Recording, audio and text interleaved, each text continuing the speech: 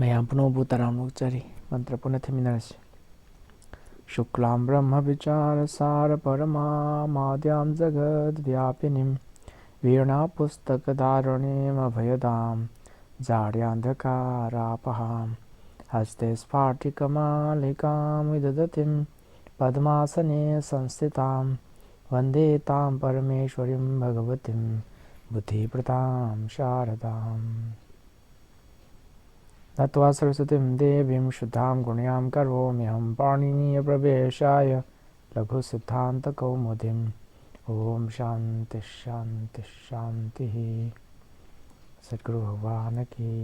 जय।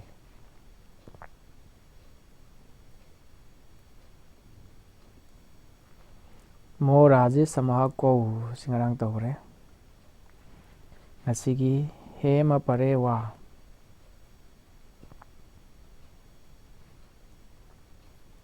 मा परे हकारे परे मास्य मागी मो माजे मा अदुम लेरनेबा ममांगदा करी हाइगी मो अनुस्वारः नष्ट पदांतज झली सूत्र मयाम लेगिबदो अदुना माजे अनुसार ओला ओला तौखि मयामदो सिगी सूत्रजिना हाइरिया माजे मा अदुम लेरनेबा ओला रोहेबा करम विकल्प होइना अमुंगना मा लेरनी अमुंगना अनुसार ओन बतारे मो अनुसार से फिबम हाइरी कंडीशन करम कंडीशन ले कादनो मा परे परादि मतुंग पूर्व हारगदी ममा पूर्व हारगन ममा परा हारगन मतुंग परे मतुंग लेरब कना लेदु मा परे मा न मतुंग लेबा हकारे हा मा न मतुंग लेबा हा हाइदी हा द मा तपसनबा मयेक तबनबा करम मयेक हा प्लस मा समाय तबखरानी हा सिदगी मा समाय कोलानी मा परे हा हाइबदी हा करम हा मा तपबा हा अदु करी हाइरे मा परे हा अदुगुम्बा मा परा हा अदुना परे मतुंग लेरबा कनाय मतुंग मागे मतुंग खुदम मोइना मा लेरनी अदुई मतुंग हा लाकदोनी हा जे करम मनोबा मा परा मा तपा हा समायना लाआबा अदु हेरगदी सिगी माजे सि माजे गदरनी मा मो मा वा विकल्प होइना मा अदुम लेरनेबा अमुंगना मा लेरनी विकल्प हाइरगदी अमुंगना तौरनी अमुंगना तौरय हौजिति अहानबदा मा लेरनी अनि सुबदना मा लेत्रगदी मो अनुस्वार होइबानी अदसदेद किम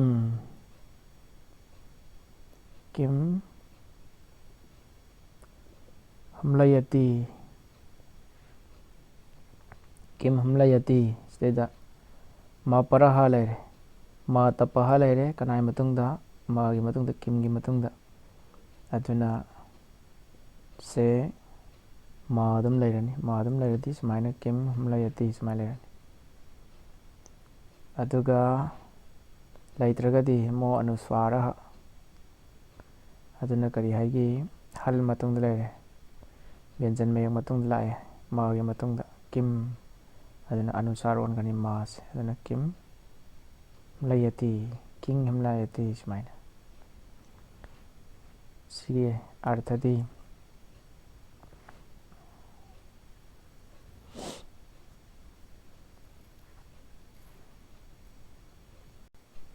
किमगे अर्थदी करी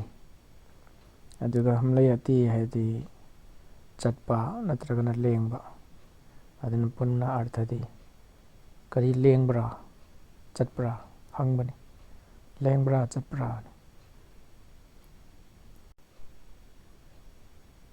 वार्तिकम लाए यवल परे यवला वा यवल परे यवला वा या वा ला परे ngसाइना मा परे हाइगिबदो सिदा करी हाइबा या वा ला परा ओरगदी तपबा हादा ꯑꯗꯨ ꯑꯣꯏꯔꯒꯗꯤ ꯀꯩꯗꯧꯅꯦꯕꯨ ꯁꯤ ꯃꯇꯨꯡꯗ ꯂꯩꯔꯕ ꯍꯥꯒꯤ ꯃꯇꯨꯡꯗ ꯀꯅꯥ ꯇꯞꯇꯣꯏꯅꯣꯕꯨ ꯌꯥ ꯁꯨꯃꯥꯏ ꯏꯔꯅꯤ, ꯍꯥꯒꯤ ꯃꯇꯨꯡꯗ ꯋꯥ ꯁꯤꯗ ꯁꯨꯃꯥꯏ ꯏꯔꯅꯤ,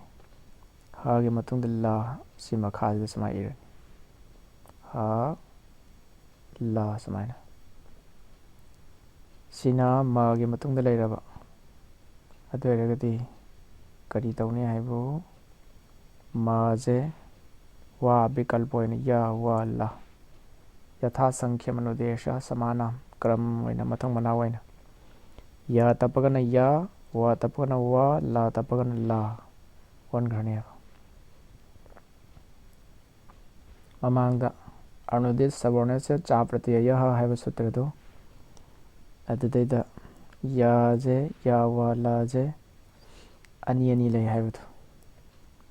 ꯑꯅꯨꯅꯥꯁꯤꯀ ꯑꯅꯨꯅꯥꯁꯤꯀ ꯚꯦꯗꯦꯅ ꯌꯧꯂꯥ ꯗ꯭ꯋꯤꯙꯥ, ꯑꯅꯨꯅꯥꯁꯤꯀ ꯑꯅꯅꯨꯅꯥꯁꯤꯀ ꯚꯦꯗꯦꯅ ꯌꯧꯂꯥ ꯗ꯭ꯋꯤꯙꯥ. ꯚꯦꯗꯦꯅ ꯃꯈꯜꯁꯤꯗ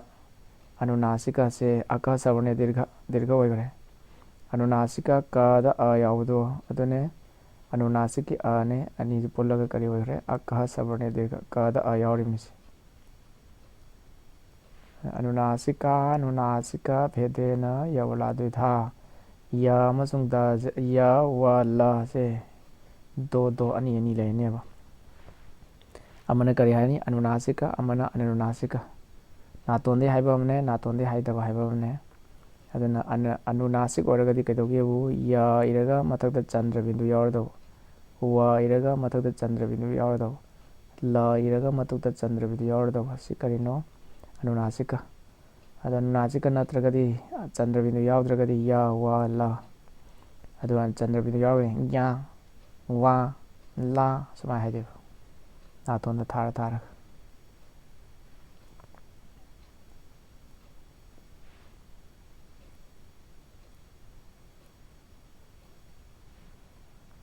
ꯑꯗꯨꯅ ꯀꯤꯝ ꯃꯊꯪꯗ ꯍ꯭ꯌ, ꯀꯤꯝ ꯍ꯭ꯌ ꯁꯨꯃꯥꯏꯅ ꯍꯥꯏꯕꯅꯤ.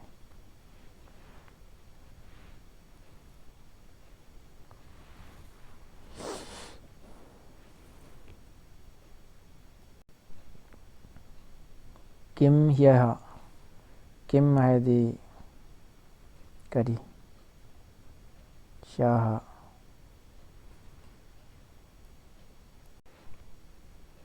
ꯉꯔꯥꯡ. ꯑꯗꯨꯅ ꯀꯔꯤ ꯉꯔꯥꯡ ꯍꯥꯏꯗꯤ ꯉꯔꯥꯡ ꯀꯔꯤ ꯊꯣꯛꯈꯤꯕꯅꯣ ꯅꯠꯇ꯭ꯔꯒꯅ ꯉꯔꯥꯡꯂꯥ ꯁꯨꯃꯥꯏꯅ ꯍꯪꯕꯅꯤ. ꯀꯤꯝ ꯍ꯭ꯌ. ꯑꯗꯨꯅ ꯃꯥꯒꯤ ꯃꯇꯨꯡꯗ ꯀꯅꯥ ꯂꯥꯛꯑꯦ ꯍ ꯂꯩꯔꯦ. ꯀꯔꯝꯕ ꯍ, ꯌꯥ ꯇꯞꯁꯟꯕ ꯍ, ꯌꯥ ꯑꯣꯜꯂꯛꯄꯔꯦ. ꯑꯗꯨꯅ ꯁꯤꯒꯤ ꯃꯥꯁꯤ ꯀꯔꯤ ꯑꯣꯜꯂꯅꯤ ꯌꯥ ꯑꯣꯟꯈ꯭ꯔꯅꯤ, ꯌꯥ ꯇꯞꯄꯕꯅꯤ ꯌꯥ ꯑꯣꯟꯈ꯭ꯔꯅꯤ.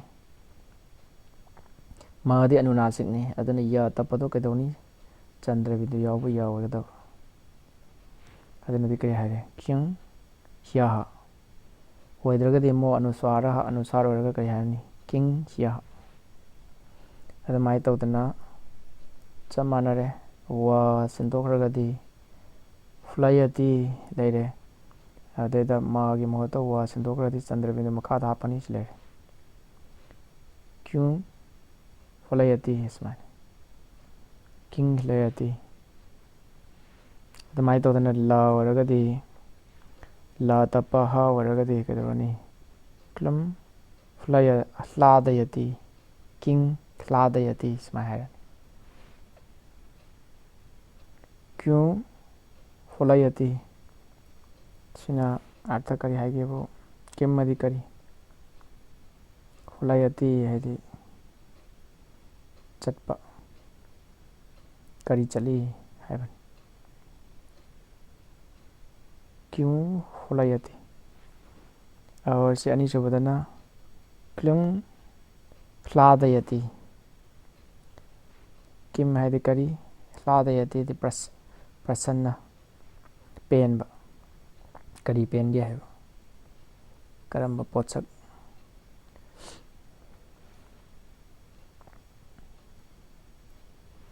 ꯅ ꯄꯔꯦ ꯅꯍ. ꯅꯥꯅ ꯃꯈꯥꯗ ꯂꯩꯔꯕ ꯀꯔꯝꯕ ꯅꯥꯅ ꯃꯈꯥꯗ ꯅ ꯄꯔꯦ ꯉꯁꯥꯏ ꯃ ꯄꯔꯦ ꯌꯧꯜꯂ ꯄꯔꯦ ꯃꯊꯪ ꯃꯊꯪ ꯂꯥꯛꯏꯅꯤ ꯍꯗꯣ ꯅ ꯄꯔ ꯍ ꯑꯣꯏꯔꯕ ꯅ ꯇꯞꯄ ꯑꯗꯨꯑꯣꯏꯗꯤ ꯃꯁꯤ ꯀꯔꯤ ꯑꯣꯏꯅꯤꯕꯨ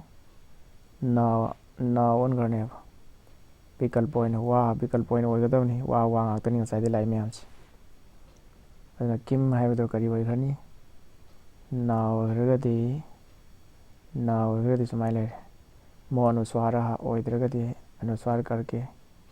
ꯑꯅꯨꯁ꯭ꯋꯥꯔ ꯇꯧꯔꯒ ꯑꯅꯨꯁ꯭ꯋꯥꯔ ꯑꯣꯜꯂꯒ ꯁꯨꯃꯥꯏꯅ ꯂꯩꯔꯦ ꯀꯤꯡ ꯈꯅꯨꯇꯦ ꯁꯨꯃꯥꯏꯅ ꯈꯅꯨꯇꯦ ꯍꯥꯏꯗꯤ ꯂꯣꯠꯁꯤꯟꯕ ꯀꯔꯤ ꯂꯣꯠꯁꯤꯜꯂꯤꯅꯣ ꯍꯥꯏꯕ आद्यन्तौ टकितौ टिटकितौ यस्य उक्तौ तस्य क्रमात् आद्यन्ता वयवौ स्तः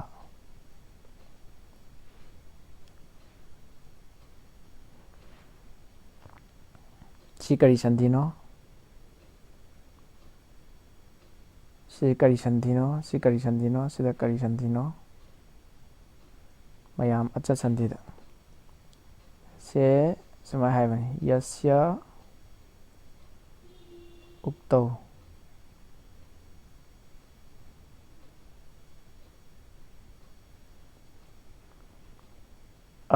यस्यागी सिदेदा यस्यादा यावरिबा ने उ ने प्लस उ सिना करी ओनग्र ओ ओनग्र करीदा यावी करम सूत्रदा मयाम निंगसिंबिरो आद गुण तौरे आग उग पोलगा ओ ओनग्रे अदना यस्योक्तौ सिदेदा क्रमाद दहलंतनी क्रमाद आदि अंतौ आदि कई सूत्रों से आदि अंतौ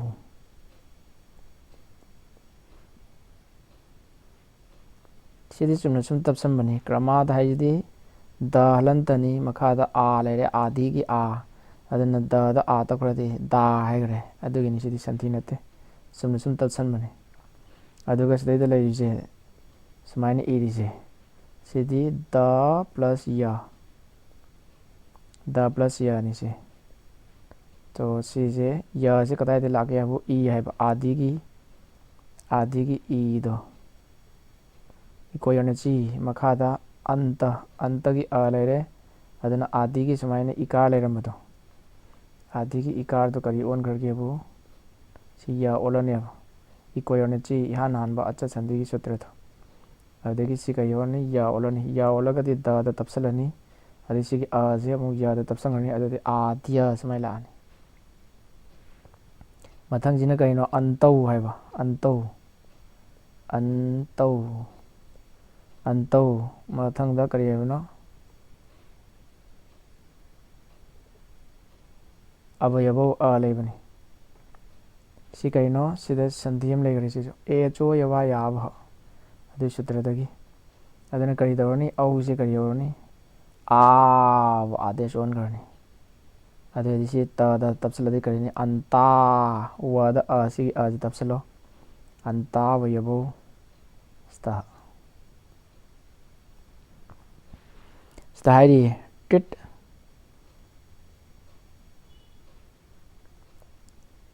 हाइदी टा इत इसको करिए सिव करिए वो टा इत पुंजलदी टित का इत इसको करिए नहीं कित का दो इत ओइबा दी करिनो ममांग दे हलंत्यम उपदेशंत्यम हल इत्स्या इत है बदु द यावगी इतनी या नाम सूत्र द हलंत्यम द यावगी इत हाइगी तस्य लोपः अदगी अदर्शनम लोपः लौथोक्तन तौगिबदो अदना टा इत का इत अदनी साइज टित टा इत कित का इत मोयनी ने अदना औ हाइज टिट कितौ यस्य उक्तौ टा इत का इत ꯌꯁ꯭ꯌ ꯃꯁꯤꯁꯤꯒꯤ ꯎꯛꯇꯧ ꯄꯜꯂꯒ ꯀꯔꯤꯒꯨꯝꯕ ꯁꯨꯇ꯭ꯔꯗ ꯃꯇꯨꯡꯗ ꯌꯥꯎꯔꯛꯈꯤꯅꯤ. ꯀ ꯏꯠ ꯇ ꯏꯠ ꯃꯌꯥꯝ ꯌꯥꯎꯔꯛꯈꯤꯅꯤ. ꯇꯁ꯭ꯌ ꯃꯗꯨꯒꯤ ꯀ꯭ꯔꯃꯥꯠ ꯃꯊꯪꯁꯤꯅ ꯃꯊꯪ ꯅꯥꯏꯅ ꯃꯊꯪ ꯃꯅꯥꯎ ꯅꯥꯏꯅ ꯑꯥꯗ꯭ꯌꯟꯇ आदि अंत अवयव स्तः मथंग मयाम यारखिनी स्वाइद हापचलो सिदा हापचलो हाइदना अदुगी हापचलो हाइरिबो वहाइदो अदैदा ट यावबा अदुगा ट जे केदोगिदोनो लौथोखिदो इट ओइगिदो ट हापचलो लौथो ना हाइरकदोरिबो क यावबा क दु करि ओइदोनो लौथोखिदो इट ओइगदबा सुगुम्बो वहाइजे हाइरगा यस्य उक्तौ सिदा हाइरगा हाइबति नियम तोरनी सि ममांगदा सिदा हापो सिदा हापचलो सि वहाइदा सि हापचलो हाइदना अदुमाइना हाइरकपा मतमदा क इट ओइरगदि केबो अंत अवयव ओइदौनेबा ट इट ओइरगदि आदि अवयव ओइदौनेबा खुदमैना ट इट ओइगदबा वहायम हापचलो ना हाय वहायम हापचलो हाइरसे किम हाइ थमजलसि किम हाइजिदा ट इट ओइबो वहायम हापचलो हाइरगदि कैदोगेबु सिगी ममांगदा हापकनेबा अदुगा किम हाइजिदा करिगुम्बा क इट ओइबा वहायम तिनजलो हाइरगदि सि कैदोगदेबु मतुंगदा सि किमगी मतुंगदा हापकनेबा मतुंगदा खुदम मयाम यारखनी अदु येंगा खंगनी हौजिति करी खक्ता खंगदोनो ट इट क इट सियानी जि खंगदो ट इट ओइरगदि ममांग क इट ओइरगदि मतुंग आदि अंत सि खंगलोय आदि अहोबदा ट ओइरगदि ममांगदा क ओइरगदि मतुंगदा मखागी खुदम दि खंगनी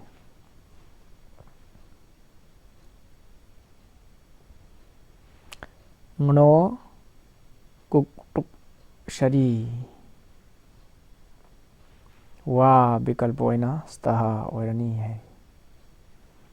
वा विकल्प ओइना स्तः ओइरनी सिदी सांगना हाइरमद्रे समना हाइरगा तोखरे ngno kuk tuk shari sir प्रत्याहार मतुंगदा लेरबा शरदी श श स अहुम कक्तनी सिना मतुंगदा लेरबा कनाय मतुंगदा लेबा ngno ngaगी मतुंगदा अणागी मतुंगदा ngaगी मतुंगदा अणागी मतुंगदा कना लेदुनोबु शर प्रत्याहार लेरबा अदुयदि ngabu करी तौगनेबु कुक अणाबु करी तौगनेबु टुक आगम गवै सिबु आगम हाइबु वहायम हाइरे ममांगदा खोय हाइनगरे करी हाइनगरे आदेश हाइबमने स्थानी हाइबमने आदेश हाइबसिना महूत सेंदोकदोरिबा नौना लाक्तोरिदो अदगी स्थानी हाइरगन हाना लेदंबदो अदे आगम हाइजिनाने आदेश नते सिदि आगम हाइजिदि लौथोलौसिन कई तौर कम तौर प्लस तौदो हापचलकदो अदना आगम गवै अदना nga लेरगदि ngaगी मतुंगदा शर प्रत्याहार लेरबा अदुयदि केदोगेबु nga सिदा आगम हापचलो कना हापचलनी कुक हाइजे हापचलकनेबा अणा हाइजे मतुंगदा शर प्रत्याहार लेरगदि कई तौनेबु टुक हाइजे आगम हापचलनेबा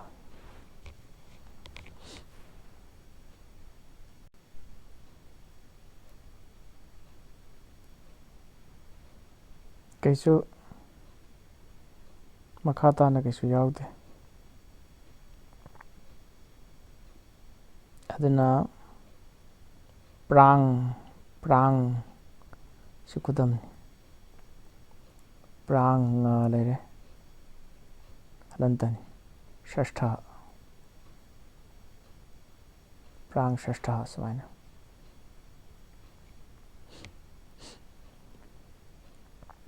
अमनन्ना सुगर्ण षष्ठ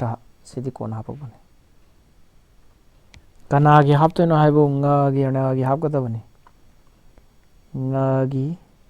अणागी करी हापतोइबा nga ओइरगना कुक ꯑꯣꯅꯥ ꯑꯣꯏꯔꯒꯅ ꯇꯨꯛ ꯀꯔꯝꯕ ꯃꯇꯝꯗꯅꯣ ꯐꯤꯕꯝ ꯀꯟꯗꯤꯁꯟ ꯀꯩꯅꯣ ꯁꯔ ꯄ꯭ꯔꯇꯌꯥꯔ ꯃꯇꯨꯡꯗ ꯂꯩꯔꯀꯥꯟꯗ ꯁꯤꯗꯩꯗ ꯋꯥꯔꯇꯤꯛ ꯑꯃ ꯂꯥꯛꯑꯦ ꯋꯥꯔꯇꯤꯛꯁꯤ ꯌꯦꯡꯁꯤ ꯆꯌꯣ ꯗ꯭ꯋꯤꯇꯤꯌꯥꯍ ꯁꯔꯤ ꯄꯧꯁꯀꯔ ꯁꯥꯗꯔꯤꯇꯤ ꯋꯥꯆꯝ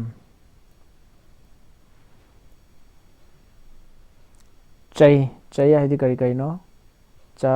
ꯇ ꯇꯧ ꯀ ꯄꯩ ꯍꯥꯏꯕꯗꯤ ꯋꯔꯒꯒꯤ ꯑꯍꯥꯟꯕꯗꯣ ꯀ ꯆ ꯇ ꯇ ꯄ ꯁꯤꯒꯤ ꯃꯌꯦꯛ ꯃꯉꯥꯁꯦ ꯁꯤꯁꯤ ꯀꯔꯤ ꯑꯣꯟꯅꯦꯕ ꯗ꯭ꯋꯤꯇꯤꯌꯥ ꯑꯅꯤꯁꯨꯕ ꯑꯣꯜꯂꯅꯦꯕ ꯆꯒꯤꯅ ꯁ ꯇꯒꯤꯅ ꯊ ꯇꯒꯤꯅ ꯊ ꯀꯒꯤꯅ ꯈ ꯄꯒꯤꯅ ꯐ ꯑꯥꯗꯦꯁ ꯇꯧꯔꯅꯦꯕ ꯀꯔꯝꯕ ꯃꯇꯝꯗ ꯁꯔꯤ ꯁꯔꯅ ꯃꯈꯥ ꯂꯩꯀꯥꯟꯗ ꯁꯤ ꯀꯅꯥꯒꯤ ꯃꯣꯠꯅꯣ ꯄꯧꯁꯀꯔ ꯁꯥꯗꯦ ꯍꯥꯏꯗꯅ ꯅꯨꯄꯥ ꯑꯃ ꯔꯤꯁꯤ ꯑꯃ ꯂꯩꯔꯝꯃꯤ ꯕ꯭ꯌꯥꯀꯔꯟꯒꯤ ꯑꯆꯥꯔꯖ ꯒ꯭ꯔꯥꯃꯥꯔꯤꯌꯥꯟ ꯑꯃ ꯃꯥꯒꯤ ꯃꯣꯠꯇ ꯃꯤ ꯃꯃꯤꯡ ꯌꯥꯎꯔꯛꯑꯕꯅꯤꯅ ꯁꯤ ꯑꯃꯨꯛꯅ ꯇꯧꯔꯅꯤ ꯑꯃꯨꯛꯅ ꯇꯧꯔꯣꯏ ꯕꯤꯀꯜꯄ ꯑꯣꯏꯒꯗꯕꯅꯤ ꯃꯤ ꯃꯃꯤꯡ ꯌꯥꯎꯕ ꯚꯤꯚꯥꯁꯥ ꯍꯥꯏꯕ ꯑꯅꯇꯔꯁ꯭ꯌꯥꯝ ꯍꯥꯏꯕ ꯕꯤꯀꯜꯄ ꯍꯥꯏꯕ ꯋꯥ ꯍꯥꯏꯕ ꯑꯃꯇꯅꯤ ꯑꯅꯤ ꯇꯧꯗꯣꯏꯕ ꯁ꯭ꯄꯦꯂꯤꯡ ꯑꯅꯤ ꯂꯩꯔꯅꯤ ꯑꯃꯨꯛꯅ ꯇꯧꯔꯅꯤ ꯑꯃꯨꯛꯅ ꯇꯧꯔꯔꯣꯏ ꯁ꯭ꯄꯦꯂꯤꯡ ꯑꯅꯤ ꯂꯩꯗꯣꯏꯕ ꯑꯗꯨꯅ ꯀꯔꯤ ꯑꯣꯏꯈꯔꯦ ꯄ꯭ꯔꯥꯡ ꯉꯅꯤ ꯄ꯭ꯔꯥꯡ ꯁꯤꯒꯤ ꯃꯇꯨꯡꯗ ꯁꯁꯊ ꯂꯥꯛꯑꯦ ꯁꯁꯊ ꯃꯨꯔꯙꯅ ꯁ ꯄ꯭ꯔꯥꯡ ꯁꯁꯊ ꯁ ꯂꯥꯛꯑꯦ ꯑꯗꯨꯅꯗꯤ ꯁꯤꯒꯤ ꯉꯁꯦ ꯉꯁꯤꯕꯨ ꯀꯔꯤ ꯇꯧ ꯍꯥꯏꯒꯤ ꯀꯨꯛ ꯁꯔ ꯄ꯭ꯔꯇꯌꯥꯔ ꯃꯈꯥꯗ ꯂꯥꯛꯑꯦ ꯁꯤꯒꯤ ꯉꯁꯦ ꯉꯒꯤ ꯃꯍꯨꯠ ꯉꯒꯤꯁꯦ ꯑꯥꯒꯝ ꯇꯧꯔꯅꯤ ꯉꯕꯨ ꯑꯥꯒꯝ ꯇꯧꯔꯒꯗꯤ ꯀꯨꯛ ꯑꯥꯒꯝ ꯇꯧꯔꯅꯤ ꯀꯨꯛ ꯍꯥꯞꯆꯜꯂꯣ ꯍꯥꯏꯕ ꯑꯥꯒꯝ ꯍꯥꯏꯗꯤ ꯍꯥꯞꯆꯜꯂꯣ ꯍꯥꯏꯕ ꯑꯗꯨꯅꯗꯤ ꯄ꯭ꯔꯥꯡ ꯍꯥꯏꯕ ꯉꯁꯤꯒꯤ ꯉꯗ ꯍꯥꯞꯆꯤꯟꯒꯗꯧꯕꯅꯤ ꯑꯁꯤ ꯑꯥꯗꯦꯟꯇꯧ ꯇꯀꯤꯇꯧꯅ ꯀꯔꯤ ꯍꯥꯏꯒꯦꯕꯨ ꯁꯤꯒꯤ ꯀꯨꯛ ꯍꯥꯏꯁꯦ ꯀꯨꯛ ꯍꯥꯏꯁꯤꯗ ꯁꯤꯒꯤ ꯀꯁꯤ ꯆꯠꯈ꯭ꯔꯅꯤ ꯁꯤꯒꯤ ꯎꯁꯨ ꯆꯠꯈ꯭ꯔꯅꯤ ꯀ ꯃꯇꯨꯡ ꯂꯩꯍꯧꯗꯣꯏꯅꯤ ꯑꯗꯨꯅ ꯀ ꯏꯠ ꯑꯣꯏꯕ ꯀꯧꯔꯦꯁꯦ ꯀꯨꯛ ꯍꯥꯏꯁꯦ ꯀ ꯏꯠ ꯑꯣꯏꯕ ꯀꯧꯔꯦ ꯇꯨꯛ ꯍꯥꯏꯕ ꯃꯇꯝꯗ ꯁꯤꯒꯤ ꯀꯁꯦ ꯁꯤ ꯆꯠꯈꯤꯗꯣꯏꯅꯤ ꯎꯁꯤꯁꯨ ꯆꯠꯈꯤꯗꯣꯏꯅꯤ ꯀꯅꯥ ꯂꯩꯍꯧꯗꯣꯏꯅꯣ ꯇ ꯂꯩꯍꯧꯗꯣꯏꯅꯤ ꯑꯗꯨꯅ ꯁꯤ ꯀꯔꯤ ꯑꯣꯏꯕ ꯀꯧꯔꯒꯦꯕꯨ ꯀ ꯂꯣꯞ ꯑꯣꯏꯈ꯭ꯔꯕꯅꯤꯅ ꯀ ꯏꯠ ꯑꯣꯏꯕ ꯍꯥꯏꯗꯣꯏꯁꯤꯅꯤ ꯁꯤꯒꯤ ꯀꯨꯛ ꯍꯥꯏꯁꯤꯗ ꯀ ꯏꯠ ꯑꯣꯏꯔꯦ ꯇꯨꯛ ꯍꯥꯏꯁꯤꯗ ꯀ ꯏꯠ ꯑꯣꯏꯔꯦ ꯑꯗꯨꯅ ꯀ ꯏꯠ ꯑꯣꯏꯔꯒꯗꯤ ꯀꯩꯗꯧꯔꯅꯦꯕꯨ ꯃꯇꯨꯡꯗ ꯍꯥꯞꯀꯅꯤ ꯍꯥꯏꯕꯗꯣ ꯁꯤꯗꯩꯗ ꯑꯟꯇꯗ ꯑꯗꯨ ꯑꯣꯏꯔꯗꯤ ꯀꯔꯤ ꯂꯩꯔꯅꯤ ꯄ꯭ꯔꯥꯡ ꯉ ꯂꯩꯔꯅꯤ ꯁꯤꯒꯤ ꯃꯇꯨꯡꯗ ꯀꯅꯥ ꯍꯥꯞꯄꯅꯤ ꯁꯤꯗꯩꯗ ꯀꯨꯛ ꯍꯥꯏꯁꯦ ꯁꯨꯃꯥꯏꯅ ꯍꯥꯞꯄꯅꯤ ꯑꯗꯨꯒꯤ ꯃꯇꯨꯡꯗ ꯀꯅꯥ ꯂꯥꯛꯇꯣꯏꯅꯣ ꯁꯁꯊ ꯍꯥꯏꯁꯦ ꯂꯥꯛꯇꯣꯏꯕ ꯄ꯭ꯔꯥꯡ ꯑꯃꯁꯨꯡ ꯁꯁꯊꯒꯤ ꯃꯔꯛꯇ ꯀꯨꯛ ꯍꯥꯏꯁꯦ ꯂꯥꯛꯇꯣꯏꯕ ꯀ ꯆꯠꯈ꯭ꯔꯅꯤ ꯎ ꯆꯠꯈ꯭ꯔꯅꯤ ꯑꯗꯨꯗꯤ ꯀ ꯂꯩꯍꯧꯔꯅꯤ ꯑꯗꯨ ꯑꯣꯏꯔꯗꯤ ꯀꯔꯤ ꯍꯥꯏꯔꯅꯤ ꯁꯨꯃꯥꯏꯅ ꯂꯩ ꯄ꯭ꯔꯥꯡ ꯀ ꯁꯁꯊ ꯑꯗꯨ ꯁꯤꯒꯤ ꯋꯥꯔꯇꯤꯛꯁꯤ ꯃꯇꯨꯡ ꯏꯟꯅ ꯆꯌꯣ ꯆꯩ ꯄ꯭ꯔꯇꯌꯥꯔꯅꯤꯁꯦ ꯁꯤꯒꯤ ꯃꯇꯨꯡꯗ ꯁꯔ ꯁ ꯂꯥꯛꯑꯦ ꯑꯗꯨ ꯁꯗꯤ ꯁꯤ ꯃꯨꯔꯙꯅ ꯁ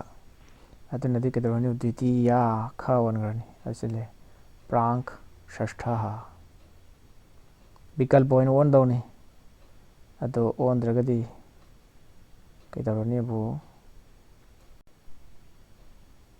ꯈ ꯑꯣꯟꯗ꯭ꯔꯒꯗꯤ ꯀ ꯂꯩꯔꯅꯤ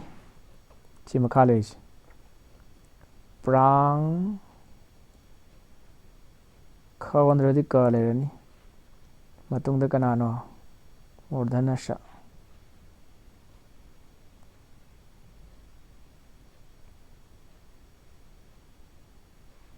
ꯀ ꯑꯃꯁꯨꯡ ꯃꯨꯔꯙꯅ ꯁ ꯑꯅꯤ ꯇꯤꯟꯁꯤꯟꯕꯁꯤ ꯀꯔꯤ ꯍꯥꯏ ꯈ꯭ꯌ ꯍꯥꯏ ꯑꯗꯨꯅ ꯈ꯭ꯌ ꯑꯣꯟꯈ꯭ꯔꯅꯤꯁꯦ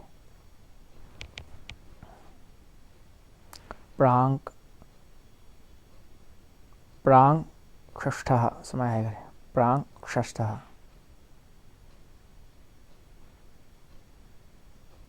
ꯄ꯭ꯔꯥꯡ ꯑꯍꯥꯟꯕꯩꯁꯤꯅ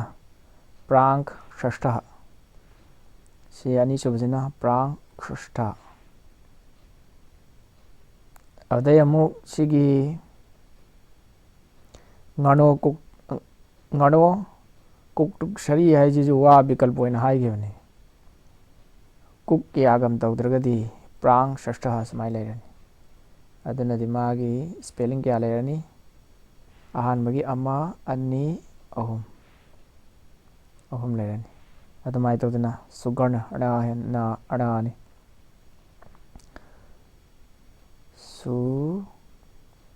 ꯁꯨꯒꯔ ꯍꯂꯟꯇ ꯁꯤꯕꯨ ꯇꯨꯛ ꯑꯥꯒꯝ ꯇꯧꯗꯧꯕ꯫ ꯇꯨꯛ ꯑꯥꯒꯝꯗꯤ ꯇꯨꯛ ꯃꯇꯨꯡꯗ ꯂꯥꯛꯑꯅꯤ,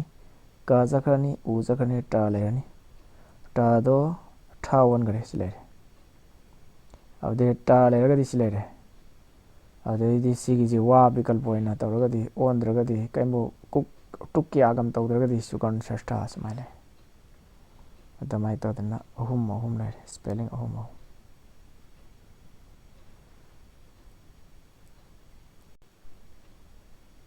ꯄ꯭ꯔꯥꯡ ꯁ꯭ꯔꯦꯁꯊ ꯍꯥꯏꯔꯒꯗꯤ ꯒ꯭ꯔꯨꯞ ꯇꯔꯨꯛꯀꯤ ꯁ꯭ꯔꯦꯁꯊ ꯍꯥꯏꯗꯤ ꯇꯔꯨꯛꯀꯤ ꯒ꯭ꯔꯨꯞ ꯂꯩꯖꯥꯅꯤ꯫ ꯑꯗꯨꯒꯤ ꯇꯔꯨꯛ ꯁꯨꯕꯗꯣ ꯁ꯭ꯔꯦꯁꯊ ꯑꯍꯥꯟꯕ ꯇꯔꯨꯛ ꯁꯨꯕ ꯍꯥꯏꯕ꯫ ꯄ꯭ꯔꯥꯡꯑꯗꯤ ꯑꯍꯥꯟꯕ ꯇꯔꯨꯛ ꯁꯨꯕ꯫ ꯁꯨꯀꯔꯟ ꯁ꯭ꯔꯦꯁꯊ ꯍꯥꯏꯔꯒꯅ ꯁꯨꯝ ꯃꯁꯤꯡ ꯊꯤꯔꯛꯄ ꯃꯇꯝꯗ ꯇꯔꯨꯛ ꯁꯨꯕꯗꯣ ꯑꯗꯨꯗꯣ ꯑꯊꯣꯏꯕꯅꯤ꯫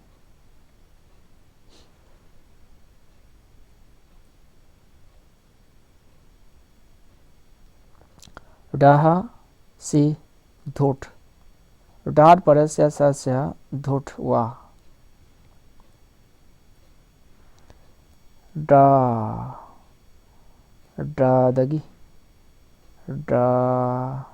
ꯗꯒꯤ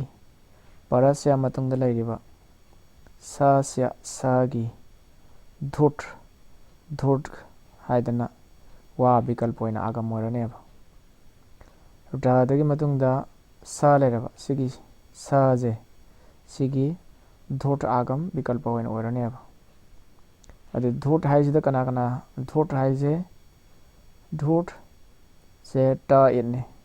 ꯇ ꯆꯠꯈ꯭ꯔꯅꯤ, ꯎ ꯆꯠꯈ꯭ꯔꯅꯤ, ꯙ ꯃꯇꯨꯡ ꯂꯩꯍꯧꯗꯣꯏꯅꯤ꯫ ꯇ ꯏꯠ ꯑꯣꯏꯔꯕꯅꯤꯅ ꯑꯥꯗ꯭ꯌꯟꯇꯧ ꯇꯀꯤꯇꯧ ꯃꯇꯨꯡ ꯏꯟꯅ ꯁꯒꯤ ꯃꯃꯥꯡꯗ ꯍꯥꯞꯄꯅꯤ, ꯙ ꯑꯃꯁꯨꯡ ꯁꯒꯤ ꯃꯔꯛꯇ꯫ ꯑꯗꯨꯅ ꯁꯤ ꯀꯔꯤ ꯂꯩꯕꯅꯣꯕꯨ ꯁꯔꯗ ꯍꯥꯏꯕꯅꯤ꯫ ꯁꯔꯗ ꯁꯟꯇ ꯁꯨꯃꯥꯏꯅ꯫ ꯁꯤꯒꯤ ꯁꯁꯤꯒꯤ ꯀꯅꯥ ꯍꯥꯞꯄꯛꯀꯗꯣꯏꯅꯣ? ꯙꯨꯔꯠ ꯑꯥꯒꯝ꯫ ꯑꯗꯩ ꯀꯅꯥ ꯇꯧꯔꯅꯤ? ꯁꯤꯒꯤ ꯃꯔꯛꯁꯤꯗ ꯂꯥꯛꯑꯅꯤ, ꯁꯒꯤ ꯃꯃꯥꯡꯗ ꯍꯥꯞꯄꯅꯤ꯫ ꯑꯗꯨꯗꯤ ꯀꯔꯤ ꯍꯥꯏꯔꯅꯤ? ꯁꯟꯇꯗꯤ ꯑꯐꯕ ꯃꯤꯕꯨ ꯁꯟꯇ ꯍꯥꯏ, ꯁꯥꯗꯨ ꯁꯟꯇ꯫ ꯐꯠꯇꯕ ꯑꯃꯨꯛꯇ ꯇꯧꯗꯕ ꯑꯐꯕꯗ ꯇꯧꯕ ꯃꯤ ꯑꯗꯨꯕꯨ ꯁꯟꯇ ꯍꯥꯏ꯫ ꯁꯔꯗ ꯍꯥꯏꯔꯗꯤ ꯇꯔꯨꯛ, ꯑꯗꯨꯒ ꯃꯤ ꯇꯔꯨꯛ꯫ ꯙ ꯂꯩꯔꯅꯤ, ꯁꯤꯗꯩꯗ ꯙꯨꯔꯠꯀꯤ ꯑꯥꯒꯝ ꯂꯥꯛꯑꯅꯤ, ꯁꯤꯗꯩꯗ ꯁꯟꯇ ꯁꯨꯃꯥꯏꯅ ꯂꯩꯗꯣꯏꯅꯤ꯫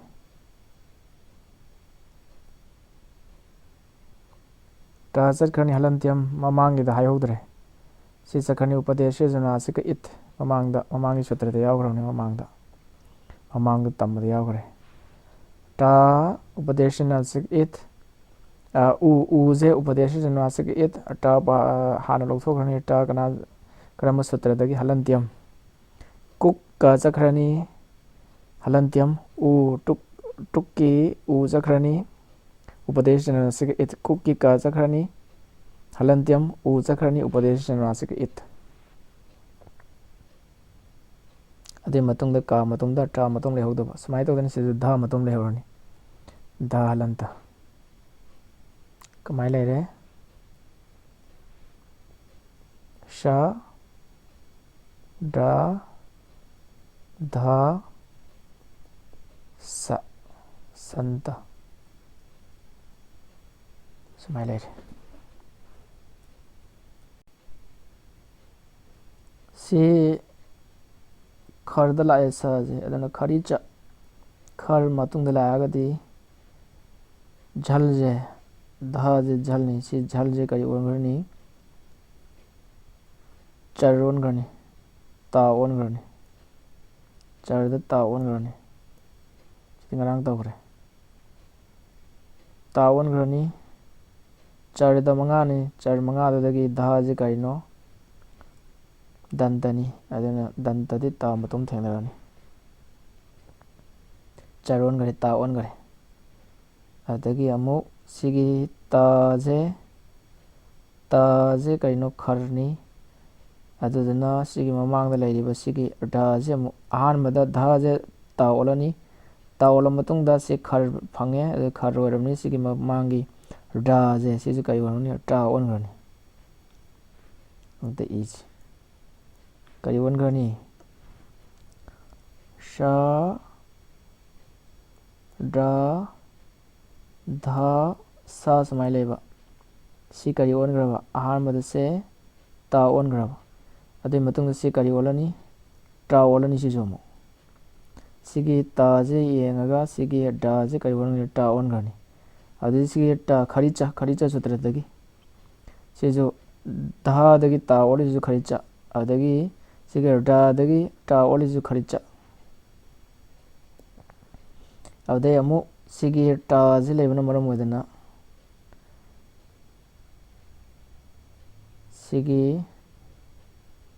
ꯇꯥꯁꯦ ꯀꯔꯤ ꯑꯣꯟꯈ꯭ꯔꯅꯦꯕꯨ ꯃꯨꯔꯙꯅ ꯇꯥ ꯑꯣꯟꯈ꯭ꯔꯅꯤ ꯇꯥ ꯑꯣꯟꯒꯗ꯭ꯔꯥ ꯑꯣꯜꯂꯣꯏꯗ꯭ꯔꯥ ꯁꯤꯒꯤ ꯇꯥꯁꯦ ꯃꯨꯔꯙꯅ ꯇꯥ ꯑꯣꯟꯒꯗ꯭ꯔꯥ ꯑꯣꯜꯂꯣꯏꯗ꯭ꯔꯥ ꯁ꯭ꯇꯨꯅ ꯁ꯭ꯇꯨꯒꯤ ꯅꯤꯌꯣꯝ ꯃꯇꯨꯡ ꯏꯟꯅꯗꯤ ꯑꯣꯟꯒꯗꯕꯅꯤ ꯇꯕꯔꯒꯒꯤ ꯌꯣꯒꯗ ꯂꯩꯔꯒꯗꯤ ꯑꯗꯣ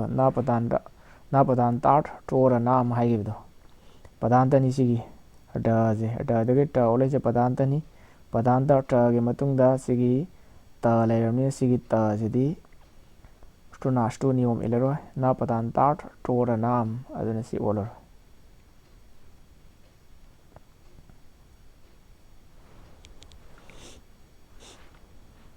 ꯑꯗꯨ ꯑꯣꯟꯗ꯭ꯔꯒꯗꯤ ꯁꯤ ꯇꯥꯏꯁꯟꯅꯔꯤꯁꯤ ꯂꯩꯔꯦ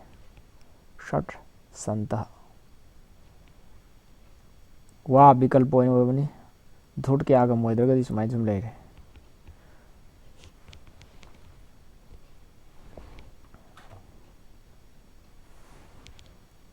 ꯃꯊꯪ ꯑꯃꯨꯛ ꯌꯦꯡꯁꯤ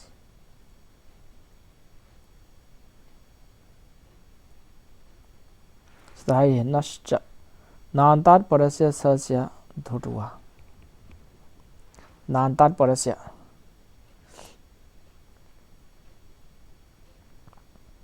ꯅꯥꯅ ꯂꯣꯝꯕ ꯅꯗꯒꯤ ꯅꯥꯟꯇꯥꯠ ꯅ ꯂꯩꯗꯣꯏꯅꯤ ꯏꯔꯣꯏ ꯂꯣꯏꯕꯗ ꯑꯟꯇꯗ ꯑꯗꯒꯤ ꯅꯗꯒꯤ ꯃꯇꯨꯡꯗ ꯄꯔꯁya ꯃꯇꯨꯡꯗ ꯂꯩꯔꯤꯕ ꯁꯁya ꯓ ꯁꯗꯣ ꯑꯗꯨꯁꯨ ꯀꯔꯤ ꯇꯧꯅꯤꯕꯨ ꯙꯨꯠꯀ ꯑꯥꯒꯝ ꯕꯤꯀꯜꯄ ꯑꯣꯏꯅ ꯇꯧꯔꯅꯤ ꯗ ꯀꯅꯥꯅ ꯑꯣꯜꯂꯤꯅꯣꯁꯦ ꯙꯨꯠ ꯍꯥꯏꯗꯨꯗꯤ ꯙꯨꯠ ꯍꯥꯏꯁꯦ ꯇꯅꯤ ꯁꯤ ꯗ ꯀꯅꯥꯅ ꯑꯣꯟꯈ꯭ꯔꯦ ꯁꯤ ꯗ ꯑꯣꯜꯂꯤꯁꯦ ꯋ ꯂꯥꯛꯑꯦ ꯋ ꯂꯥꯛꯑꯕꯅꯤꯅ ꯀꯩꯗꯧꯒꯦꯕꯨ ꯁꯦ ꯋ ꯂꯥꯛꯄ ꯅꯠꯇꯦ ꯁꯦ ꯄꯗꯥꯟꯇꯅꯤꯁꯦ ꯑꯗꯨꯅ ꯄꯗꯥꯟꯇ ꯓꯜꯗꯤ ꯖꯁ ꯑꯣꯟꯈ꯭ꯔꯅꯤ ꯓꯂꯥꯝ ꯖꯁꯣꯟꯇꯦ ꯑꯗꯨꯗꯒꯤ ꯗ ꯑꯣꯜꯂꯛꯏꯅꯤꯁꯦ ꯍꯧꯖꯤꯛ ꯎꯔꯤꯇꯤꯗ ꯗ ꯍꯥꯏꯅ ꯂꯩꯔꯤꯁꯦ ꯑꯁꯦꯡꯕꯗꯤ ꯇꯅꯤ ꯀꯅꯥꯗꯒꯤ ꯑꯣꯜꯂꯛꯏꯅꯣꯕꯨ ꯇꯗꯒꯤ ꯗ ꯑꯣꯟꯈ꯭ꯔꯕꯅꯤ ꯁꯟꯙꯤ ꯇꯧꯔꯒ ꯓꯂꯥꯝ ꯖꯁꯣꯟꯇꯦ ꯃꯃꯥꯡꯗ ꯅꯩꯅꯈ꯭ꯔꯦ ꯑꯗꯨꯒꯤ ꯁꯨꯇ꯭ꯔꯗꯒꯤ ꯗ ꯑꯣꯜꯂꯤꯅꯤ ꯑꯁꯦꯡꯕꯗꯤ ꯇ ꯑꯣꯏꯒꯗꯕꯅꯤ ꯁꯟꯙꯤ ꯇꯧꯈ꯭ꯔꯦ ꯑꯗꯨꯅ ꯕꯤꯀꯜꯄ ꯑꯣꯏꯅ ꯙꯨꯠ ꯀꯌꯥꯒ ꯑꯣꯏꯔꯅꯤ ꯁꯟ ꯍꯥꯏꯔꯤ ꯁꯨꯃꯥꯏꯅ ꯁꯟ ꯁꯍ ꯁꯟꯁꯍ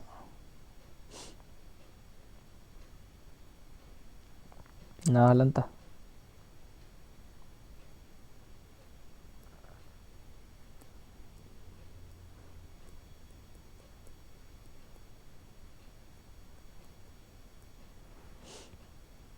ꯅꯥꯅ ꯑꯔꯣꯏꯕ ꯂꯩꯔꯦ ꯑꯗꯨꯒꯤ ꯃꯇꯨꯡꯗ ꯀꯅꯥ ꯂꯩꯔꯦ ꯁ ꯂꯩꯔꯦ ꯑꯗꯨ ꯑꯣꯏꯔꯒꯗꯤ ꯁꯤꯒꯤ ꯁꯁꯦ ꯁꯤꯁꯨ ꯙꯨꯠ ꯀꯌꯥꯒ ꯑꯣꯏꯔꯅꯦꯕ ꯑꯍꯥꯟꯕꯗ ꯍꯥꯏꯈꯤꯕꯅ ꯗꯒꯤ ꯃꯇꯨꯡꯗ ꯍꯧꯖꯤꯛꯅ ꯅꯒꯤ ꯃꯇꯨꯡꯗ ꯍꯧꯖꯤꯛꯀꯤꯗꯨꯒ ꯆꯞ ꯃꯥꯟꯅꯩ ꯑꯗꯨꯗꯤ ꯀꯩ ꯇꯧꯔꯅꯤ ꯁꯟ ꯑꯃꯁꯨꯡ ꯑꯥꯗ꯭ꯌꯟꯇꯧ ꯇꯀꯤꯇꯧ ꯑꯗꯨꯅ ꯀꯔꯤ ꯍꯥꯏꯔꯦ ꯀꯅꯥꯕꯨ ꯑꯣꯏꯗꯣꯏꯅꯣ ꯁꯕꯨ ꯑꯣꯏꯗꯣꯏꯅꯤ ꯁꯕꯨ ꯑꯥꯒꯝ ꯑꯣꯏꯒꯗꯕꯅꯤ ꯍꯥꯞꯆꯤꯟꯒꯗꯣꯏꯅꯤ ꯁꯗ ꯑꯗꯨꯗꯤ ꯍꯧꯖꯤꯛꯀꯤ ꯙꯨꯠ ꯍꯥꯏꯁꯤ ꯀꯔꯤꯅꯣ ꯙꯨꯠ ꯍꯥꯏꯁꯦ ꯇ ꯂꯣꯞ ꯑꯣꯏꯈ꯭ꯔꯅꯤ ꯍꯂꯟꯇ꯭ꯌꯝ ꯎ ꯆꯠꯈ꯭ꯔꯅꯤ ꯎꯄꯗꯦꯁ ꯖꯅꯨꯅꯥꯁꯤꯀ ꯏꯠ ꯙ ꯃꯇꯣꯝ ꯂꯩꯍꯧꯔꯅꯤ ꯇ ꯏꯠ ꯑꯣꯏꯕꯅꯤ ꯁꯤ ꯇ ꯏꯠ ꯑꯣꯏꯕ ꯑꯣꯏꯔꯗꯤ ꯃꯃꯥꯡꯗ ꯍꯥꯞꯄꯅꯤ ꯁꯤꯗꯩꯗ ꯁꯤ ꯆꯠꯈ꯭ꯔꯅꯤ ꯁꯤ ꯆꯠꯈ꯭ꯔꯅꯤ ꯙ ꯃꯇꯣꯝ ꯂꯩꯍꯧꯔꯅꯤ ꯈꯔꯤꯆꯠꯇꯒꯤ ꯙꯁꯦ ꯀꯩꯗꯧꯈ꯭ꯔꯅꯤ ता ꯑꯣꯟꯈ꯭ꯔꯅꯤ ꯑꯗꯨꯗꯤ ꯂꯣꯏꯔꯦ ꯀꯩꯁꯨ ꯇꯧꯅꯤꯡꯉꯥꯏ ꯂꯩꯇ꯭ꯔꯦ ꯁꯤ ꯂꯩꯔꯦ ꯑꯗꯩ ꯑꯃꯅ ꯑꯣꯟꯗ ꯍꯥꯞꯇ꯭ꯔꯒꯗꯤ ꯋꯥ ꯕꯤꯀꯜꯄ ꯑꯣꯏꯅ ꯑꯣꯏꯒꯗꯕꯅꯤ ꯙꯨꯔꯇꯣ ꯑꯥꯒꯝ ꯑꯣꯏꯗ꯭ꯔꯒꯗꯤ ꯁꯍ ꯁꯟꯁꯍ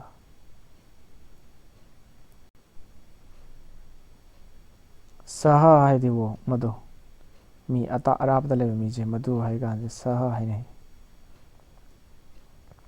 ꯃꯗꯣ ꯁꯟ ꯑꯐꯕ ꯃꯤꯅꯦꯕ ꯃꯈꯥ ꯁꯨꯇ꯭ꯔ ꯌꯦꯡꯁꯤ ꯁꯤ ꯇꯨꯛ ꯄꯗꯥꯟꯇꯁ꯭ꯌ ꯅꯁ꯭ꯌ ꯁꯦ ꯄꯔꯦ ꯇꯨꯛꯒ꯭ꯋꯥ ꯄꯗꯥꯟꯇꯗ ꯂꯩꯕ ꯅ ꯄꯗꯒꯤ ꯃꯃꯩꯗ ꯂꯩꯕ ꯅ ꯒꯤ ꯑꯗꯨꯒꯤ ꯃꯃꯥꯡꯗꯁꯨ ꯍꯥꯏꯈꯤꯕꯁꯦ ꯁꯁ꯭ꯌ ꯅꯁ꯭ꯆ ꯍꯥꯏꯁꯦ ꯁꯒꯤ ꯑꯣꯟꯗꯣꯏꯅꯤ ꯁꯒꯤ ꯍꯥꯞꯄꯛꯀꯗꯣꯏꯅꯤ ꯑꯗꯁꯤ ꯗꯨꯠ ꯍꯥꯏꯕꯗ ꯍꯥꯏꯈꯤꯁꯦ ꯁꯒꯤ ꯍꯥꯞꯀꯗꯕꯅꯤ ꯁꯤꯁꯤ ꯀꯅꯥꯒꯤ ꯍꯥꯞꯇꯣꯏꯅꯣ ꯍꯥꯏꯁꯦ ꯃꯨꯟꯅ ꯌꯦꯡꯗꯧꯅꯤ ꯁꯤꯒꯤ ꯍꯥꯏꯔꯤꯕꯗꯣ ꯑꯗꯨꯒꯤ ꯃꯃꯥꯡ ꯃꯇꯨꯡꯗ ꯍꯥꯞꯄꯛꯀꯗꯣꯏꯅꯤ ꯑꯗꯨꯅ ꯍꯧꯖꯤꯛ ꯍꯥꯞꯇꯣꯏꯁꯤ ꯀꯅꯥꯒꯤꯅꯣ ꯅꯒꯤ ꯍꯥꯞꯇꯧꯅꯤ ꯅꯒꯤ ꯍꯥꯞꯀꯗꯕ ꯀꯔꯤ ꯍꯥꯞꯇꯣꯏꯅꯣ ꯇꯨꯒ ꯒ ꯍꯥꯏꯁꯦ ꯖꯂꯥꯝ ꯖꯁ꯭ꯋꯟꯇꯦ ꯇꯧꯔꯒ ꯒ ꯑꯣꯟꯈꯤꯕꯅꯤ ꯀ ꯂꯩꯔꯝꯕꯅꯤ ꯇꯨꯛ ꯍꯥꯏꯁꯦ ꯍꯥꯞꯀꯗꯣꯏꯕ ꯀ ꯆꯠꯈ꯭ꯔꯅꯤ ꯎ ꯆꯠꯈ꯭ꯔꯅꯤ ꯇ ꯃꯇꯨꯡ ꯂꯩꯍꯧꯗꯣꯏꯅꯤ ꯑꯗꯨꯗꯤ ꯀꯗꯥꯏ ꯍꯥꯞꯀꯅꯤ ꯅꯒꯤ ꯃꯇꯨꯡꯗ ꯍꯥꯞꯀꯅꯤ ꯑꯗꯨꯅ ꯈꯨꯗꯝꯗ ꯀꯔꯤ ꯍꯥꯏꯕꯅꯣ ꯁꯟ ꯍꯥꯏꯕ ꯃꯊꯪꯗ ꯁꯝꯚꯨ ꯂꯩꯕ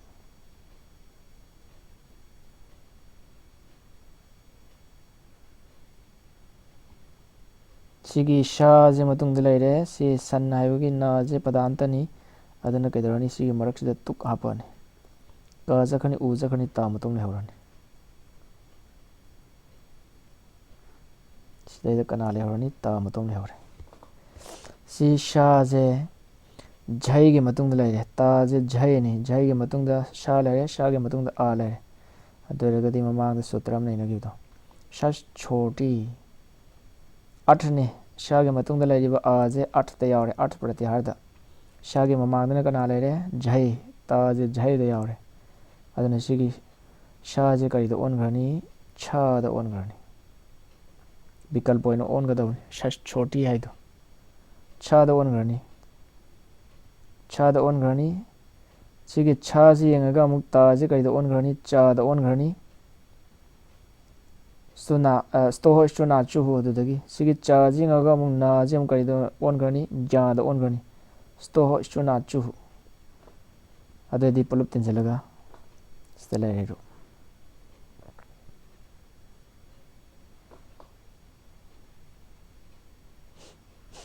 ꯁꯤꯒꯤ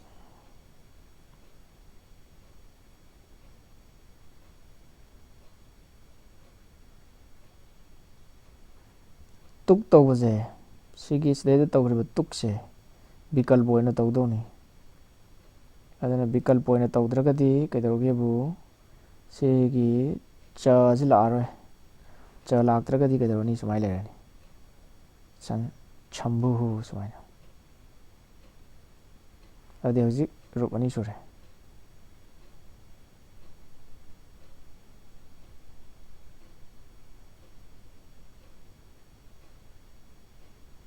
ꯑꯗꯨꯗꯩ ꯑꯃꯨꯛ ꯉꯁꯥꯏꯒꯤ ꯁꯁ ꯁꯣꯔꯇꯤ ꯍꯥꯏꯕꯗꯣ ꯕꯤꯀꯜꯄ ꯑꯣꯏꯅ ꯇꯧꯒꯗꯕꯅꯤ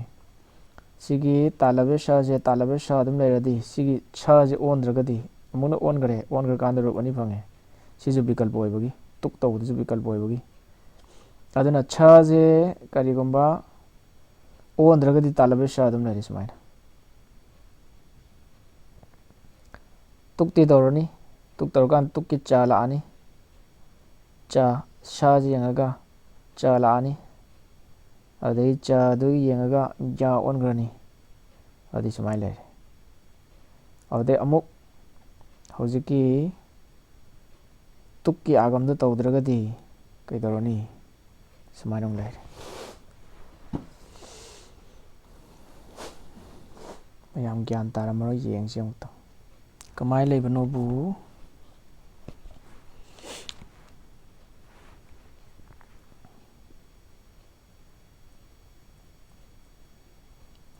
ꯁꯟ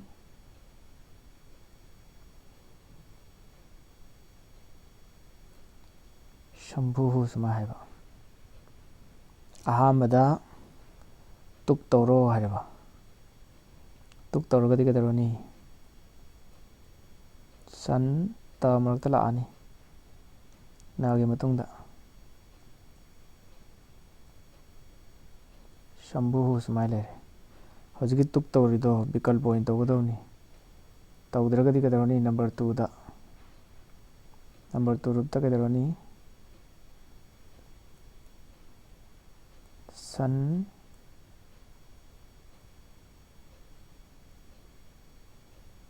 संभु सुमाय लेते सुमायना अमुकना तुक तौबगी सिना तुक तौदबगी तुक तौदरगदी संभु सुमाय सम लेजरदो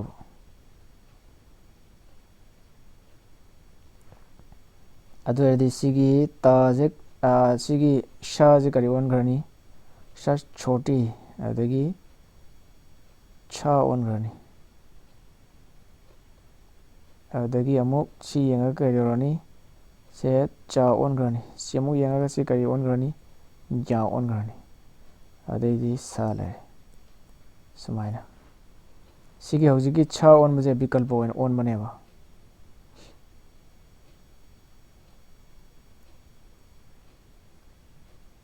सिगी छाजे विकल्प ओन बनी अदुनदी विकल्प ओन सि ओनद्रगदी कमाय लेरनेबो सा या चा सा सुमाय लेरनेबो सिमा सिमा अदई सोंगिजे सिजु कमाय तोरनी सोंगिजो अनि अनि लागतोइबो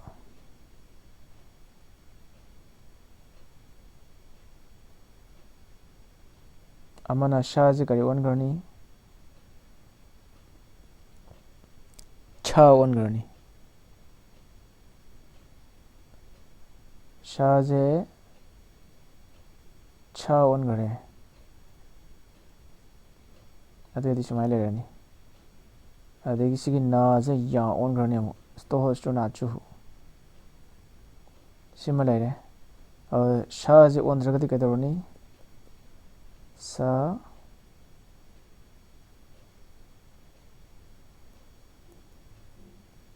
या शाजे तुम लेरनी इब चंद्र अदना रूप क्या लेरनी तुक तौबगी तुक तौरगा तुक तौबगी अनियमा अदगी तुक तौदबा अनियमा अदगी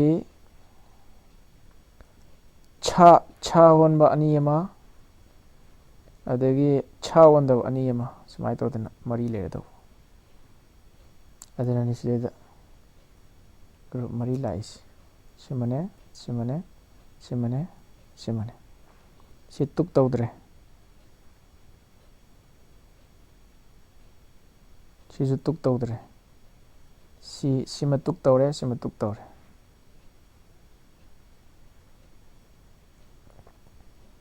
अदे मुसिदना शा ओनद्रे सिदा शा ओनद्रे सिदे छा ओनगरे सिदे छा ओनगरे अदना विकल्पा डबल थेंगनरबनी मरी थोए तुकसु विकल्पा अदगी दे शा छोटी की छा ओनबदु विकल्पा अदना विकल्प अनि स्पेलिंग मरी अदना सन शंभु हाइबगे अर्थदी शंभु महादेव भगवान जे सतनी हाइबा सेंग सत्य शुक्लां ब्रह्म विचार सार परमा माद्यां जगद व्यापिनीं वीणा पुस्तक धारणीं अभयदां जाड्यान्धकारापहां हस्ते स्फाटिकमालिकां विदधतीं पद्मासने संस्थितां वन्दे तां परमेश्वरीं भगवतीं बुद्धिप्रदां शारदां नत्वा सरस्वतीं देवीं शुद्धां गुण्यां करोम्यहं पाणिनीयप्रवेशाय लघु सिद्धांत कौमुदीम् ओम शांति शांति शांति। श्री गुरु भगवान की जय।